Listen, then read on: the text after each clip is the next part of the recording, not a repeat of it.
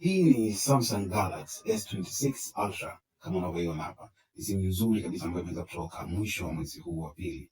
Ni simu ambayo kama mbele kabisa kuna kamera ya selfie kwa mbele. Ukiangalia kwa chini kabisa ya hii simu utaona kuna sehemu ya Type C, sehemu ya kutolea line kwa chini.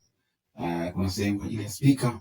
Vile vile kuna sehemu kwa ajili ya kuwekea peni, kalamu kama unavyoona kuna shimo lile kule mwishoni kabisa upande wa kushoto. Ile shimo ndio ya kuwekea peni ambayo iko pembeni kwa mkono wa kulia.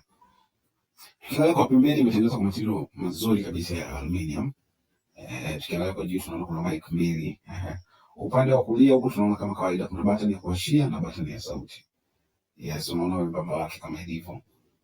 Sio nene sana kama unavyoona. Yes. Ina material fulani imekaa kama square. Kwa nyuma tunaangalia kuna nembo ya Samsung huko chini kama ilivyo simu nyingi za Samsung. Kwa juu hapa sasa kuna kamera 5. Kuna kamera 5, 1, 2, 3 hizo kubwa. Na mbili ziko kwa pembeni ambazo ni ndogo kidogo kama unavyoziona. Katikati yao unaona kuna flashlight. Yes, katikati kuna flashlight. Yes. Lakini kitu ambacho kimeongezeka kwenye simu unaona kuna frame ambayo imeshikilia hizo kamera 3. Hii inabadilisha muonekano wa S26 kwa kama 4 au 5. Kuna nyeupe, kuna nyeusi. Kuna moja kama ya zambarau fulani hivi na kuna nyingine ya sky blue, yani ile blue ya kama mawingu fulani. Inakuja na GB 256. Tafadhali subscribe.